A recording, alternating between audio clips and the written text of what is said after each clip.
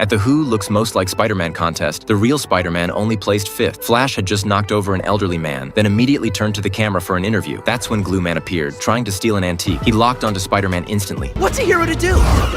No costume, the news watching, Flash is me! Peter had to pull Flash out of the way, but Glue Man's real target was the statue. The next second, Peter got pinned under it. Flash completely panicked. Peter told him to go get help, but once Flash put on the Spider-Man suit, he suddenly felt confident. Glue Man was quickly taken down. Peter quietly crawled out from under the statue, put on his web shooters, and shot webs behind Flash. He remotely guided Flash to dodge attacks, then shot another web, knocking a nearby sphere right onto Glue Man's head. The fall was caught perfectly on camera, and Flash was thrilled. When Glue Man woke up, he promised he'd be back for revenge and then flew away. Flash in the Spider-Man suit started walking down the street, but Peter grew increasingly worried. He warned Flash to keep a low profile because Glue Man wasn't the only villain around. Flash, however, thought Peter was just jealous that he had Spider-Man's powers. Back at school, Coulson asked Peter how Spider-Man looked so good on camera. Peter clarified that it wasn't him at all. Even Jason stopped mocking Spider-Man and started praising his performance yesterday. It seemed Jason just simply disliked Peter. Because Flash had no musical talent, Coulson decided to make Peter the backup. I'm your second choice to play myself?